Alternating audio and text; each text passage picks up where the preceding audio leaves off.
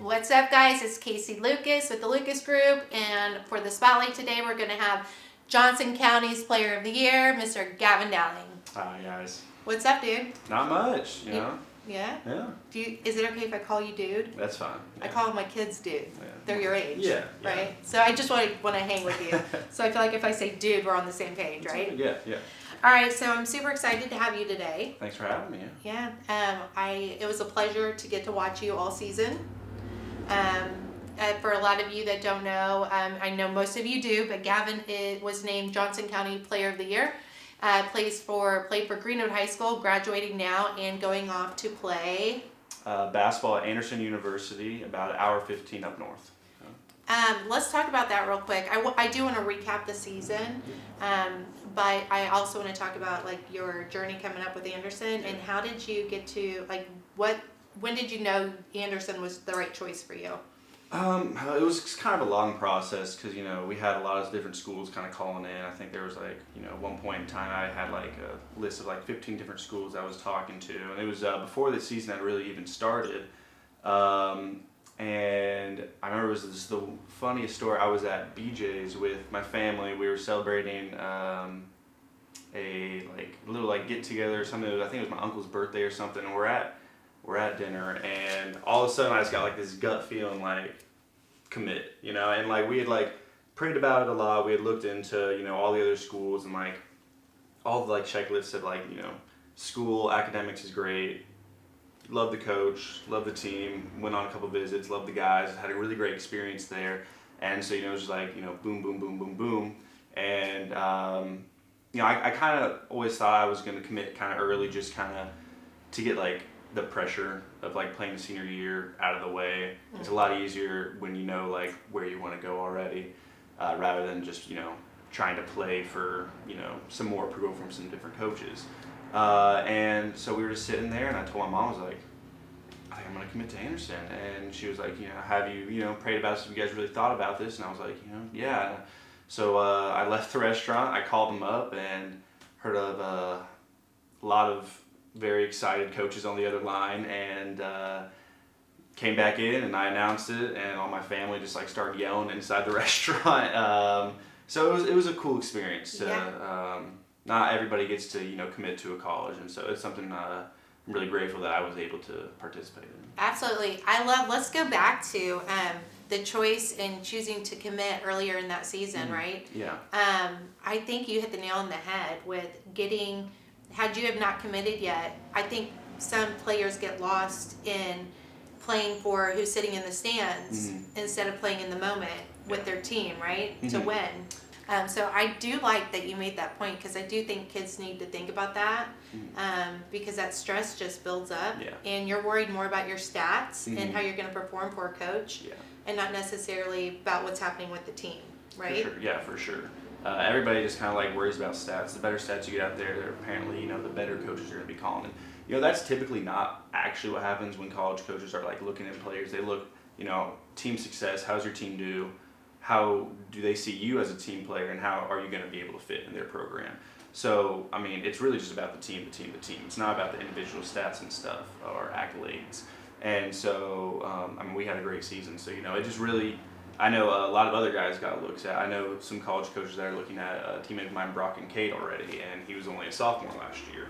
So, you know, it's really, I love the aspect of recruiting, because if you kind of figure out your goals and where you want to go, it's so much easier for you, and it takes a lot of stress off your high school career. We were just talking about, you know, your team, and that college coaches don't necessarily just look at your stats, they look at the team. So let's talk about Greenwood. I mean, you guys kicked butt and took names this season, but kind of had a roller coaster sometimes with some injuries, people being out. But ultimately you guys did it and you won the sectionals, right? Yeah. So tell us about what it was with this group that made you guys different, special. As far as what we could see sitting in the stands, there never seemed to be one player out there. So I want to hear that more as being a player. How did you guys make that all work to come together? Yeah, and the biggest thing is really just having a great, strong chemistry. I've seen many very, very talented teams that had absolutely no chemistry and they just couldn't go anywhere. And I've seen teams who have not as much talent. We are not the best physically athletic group. We have some shorter players. We're not very tall, but we're able to beat taller, more athletic teams because we know each other. We're able to Spencer Aaron is fantastic at making backdoor cuts, and we're able to just we know he's going to be there all the time, and so we're able to kind of put the pieces together, and it's like a puzzle. Once you put all 5 pieces together, it's all solved, and it makes the whole game much easier for us. And I think even with some tough times, I mean, it wasn't just the 5 players out there; it was throughout the bench, throughout the entire program. All the way to the fans. Everybody was kind of just locked in with the team, and it showed when we had substitutions. Our lack of play would not slack off, and it would just continually even sometimes progress, which was crucial once it comes tournament time. When you get 2-3 games in a week, it's hard to really continue to lock in with every single one of your teammates, and I think we just showed that we were able to do it this year. And I think we really have changed the program and kind of the, hearsay about what Greenwood basketball is. It's not a typically strong discussion when you talk about Greenwood basketball, and I think we're starting to really, push people to see that we can compete with the best teams in the state. Yeah. When you guys kind of went on, you had a bumpy period there during the season. I think it started, I don't know if it was Greenwood Christian or game before that, but it may have been Greenwood Christian. We had Bryce go out in the first half. Then we had Kincaid go out with a knee injury the first half, lost 2 of our starters. You guys kind of lost that game there. You guys seemed really off after that. And for a couple games until you guys, losing Hoffman and Kincaid for a while. What was that like, when you take 2 of your starters out for a while? What's that chemistry like, and how do you handle that? I mean, obviously no one wants to lose their starting point guard and leading scorer from last year. And so it was tough, especially even in practices. It was tough to really, kind of get it going. There was a lot of running in those practices, lots of running. But we had a lot of great guys, younger guys, Rashid and Ty Moore come in, and, we kind of had, like I was saying earlier with, locking in on the different pieces, everybody was kind of just ready to, step up when their time was called. No one was really just kind of lackadaisical on their part. And so when you have 2 key guys like Brock and Bryce go out, you just have other guys step up. It's like I mean, can't really find an analogy for it, but I mean it's just it was perfect. It was it was great to be able to know that you have teammates that you can count on no matter what. If I was in a slump during a game, I had 2 or 3 guys picking up, the scoring or the rebounding, and and that's how you build, a program, and that's what we've done, and it's been really great for us. Coaches, yeah. So who we got? Coach Joe Bradburn, and Mario Buscemi, and then we also have Coach Reed and Coach Higdon on the bench. And then we also have Chase Brooks, who's our team manager, basically just like a 5th coach. Who's your toughest coach out there out of all of them? Who's the hardest on you guys? Well, I'll say that's tough. He's getting nervous with this this is question. where I get a little nervous. Look, you don't have to play for him anymore. Go ahead. Okay, that's true. I would say it just kind of depends on the practice. There were a lot of times when we would do a little drill called split shooting, where you put the bigs on one end and the guards on the other end, and Coach Brown would always go with the guards, and Coach Buss was stuck with us bigs, and we are not the smartest bunch of guys, and so he could just, he would always just get so mad at us because we could just not grasp the simple moves he was trying to teach us. Yeah. But it was fun. It was, even when they were getting mad at us, it was just pushing us to get better. And then with Coach Bradburn, he goes one of 2 ways. He's very calm, and he's great at talking to us and asking us what our suggestions, and most coaches don't go and ask suggestions from a player, and he was great at really doing that. And it really, I think, kind of put our input in, and we were able to do stuff that we liked. But on the other hand, I mean, I've never had a coach play so many mind games with us. I mean, he would be talking with me like directly, and I know one time a buddy of mine on the team, Charlie Brooks, is sitting on like the other end of the court, and Coach Bradford's talking to me, and he goes, "Do you hear that, Charlie?" Without even looking at him, and Charlie's just sitting there. He's like he's got eyes in the back. I of mean, his he head. doesn't know like. I mean, he does it all the time. It's just like he's always keeping you on your toes. But I mean, it helps. It makes sure you're always focused on the practice. Because sometimes when you go off to the sideline, you're not always focusing on what other guys are doing and what you can improve on. And it was. I think it really helped us. Yeah. Okay. So that sectional win. It's been what we said.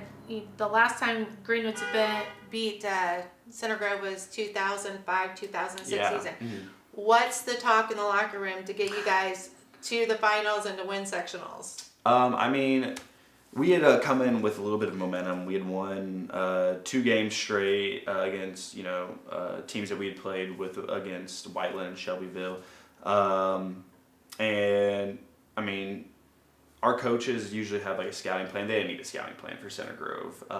Every single person, we came in and we took a big whiteboard and we just wrote down everything we know about each player, and it helps because a lot of us came from Center Grove, and so I mean we know these guys, grew up with them, and so when you go in and you have this like set game plan, you don't want to be, it's not cocky, but it's confident. It's a cool, calm, confidence that you have, and some people get all riled up before games. Some people, I typically like to just mellow all the way out, and then right before you go on there, we all just get in a huddle and we all just go crazy. Yeah. And it really just pumps us up getting ready for the game. And I think we came out and we hit a couple of shots. I think I had 3 straight steals on the first 3 possessions of the game, and once you got the crowd involved, I mean, it was wild. Yeah. The score went back and forth, but I think we knew the game was over by halftime. I mean, we were really just ready and prepared to do whatever we needed to do to win that game. We weren't going to lose that game.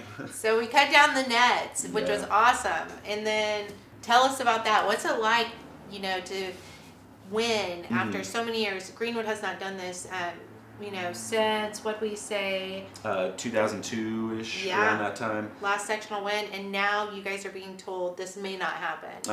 And then you're told it's not happening. Yeah. So what were you guys going through? What were the coaches saying to you? And then what did that feel like? So, once we won sectionals, I mean, it was everybody. I felt like all of Greenwood was there in the stadium with us, and we were all just. Everybody was going crazy. I had people come up to me I've never met in my life, congratulating me, giving me big hugs and stuff. Even though I was all sweaty and stuff, they were just coming to give me these biggest hugs. And it was like this smallest little celebrity for each other. It was kind of cool, We had people I had some parent come up and I had they wanted me to take pictures with their babies, and I'm like, I'm a high schooler, But it was cool. And so it was, that's experiences that we're going to be able to remember, continuously for the rest of our lives. And so, after that, we were, getting ready for regionals time.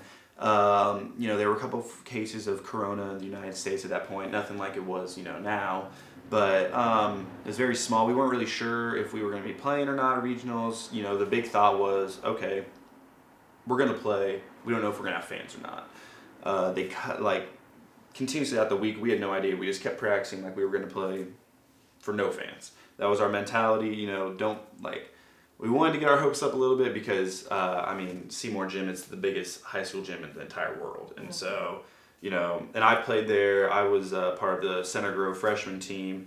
And as a freshman, I was able to move up to varsity and, participate with the team practices and stuff. And I was able to go with the team to the regional game when they played Romeo Langford. And the atmosphere was just, it was crazy. Sectionals was cool, but regionals is just so much. I watched it on TV. That place is always packed out. That gym is crazy. Yeah. And so we were all really excited, but, we wanted to tone it down so that we just really focus on the team and not the excitement and hype that was going to surround the game. So, going there, we had, I think maybe 4 days of practice, kind of building up to that, a lot of film, because we've never played. This team, we've never really we know a few of the guys. Obviously, they have the #1 point guard in the country on their team, so it was something that it was cool to be able to get some exposure there. Sadly, it didn't pan out. We weren't able to play, which was a bummer. But getting to where we were was, something that no one really thought that we could do besides us. And so getting there was, fantastic for us. And I think going forward for the program, it was big. Momentum's everything in sports. If you get, one team that was good, it's hard to, really stop. Once you get guys going and, people are interested in the program, you don't want to stop losing. And so, it's not just the players and the coaches, it's the fans. Everybody just there's this excitement that builds up around it. And I think that's what, is going to be there for a few years of Greenwood basketball. As far as the local Greenwood in general, we have a lot of people that come out to these games and support you guys that aren't even part of the high school. They don't have kids there. They just live here. How important was that to you guys? It's awesome. It really, and especially this year, we've had just a ton of people. It really shows that people are excited about our team, and they, whether we have our ups and downs, whether we're winning or losing, they are excited and they want to be a part of what we've built here. And so getting people that, we've never met or, I know a lot of people who are way older alumni just coming back, and it's cool, experiencing something with people who, born here and they just love Greenwood. And so it's really cool to, be at the school that's Greenwood. And doing what we did was great. Well, I want to congratulate you again on being Appreciate Johnson it. County Player of the Year. You totally deserve it. I loved watching you. You were a great team player, and you did what you needed to do. Thanks. And I'm going to miss watching you, but I'm excited to keep watching you because you'll be playing at Anderson, so good luck with that. Another thing, since I know I can't beat you in basketball, I don't know if you know this, but I'm really good at rock, scissors, papers. I don't lose, do I, Chris? Right? No. So, you ready? I'm ready. Are we Okay, doing 1 out of 1, 2 out of 3? What are we doing? Well, What do you want? if I win the first time, then it's over. Okay. Okay? Got it. Now, if I lose, then it's the best 2 out of 3. Okay, got it. Okay, but that probably won't happen. All Okay, you right. ready? I think so. Okay. All right. 1, 2, 3. Oh, are we doing it on the third, or are we doing it on the... Did you see that? He gave the little scissors. Did you see that? He I'm went. very confused. Are we do it 1, 2, 3, Okay, and then go, or okay, are we I'll give you another on the shot. third? On the third. Okay, On- 1, 2, 3. Okay. And you got to go on the third. Okay. All right. Are you ready? Right? I'm ready now. Okay. I think I got through That was this. like a lane violation right I there. think so. Yeah, So okay. just redo it. Yeah. Okay. All right. Well, technically, I could go Technically. and get the ball back. And okay, ready? Yeah. 1, 2, 3. You cheated. Yeah, I did. That's out of All 3. right, Ready? I just had 3 ready. 1, 2, 3. Yep. Okay. All right, get out of here. All right, thanks so much for joining us today. Good luck at Anderson. Thank you. Congrats to the Greenwood high school sports program, the teams, the parents, the community. Congrats. Sorry that didn't go on into regionals, but Greenwood has a bright future ahead of them. So see you next time.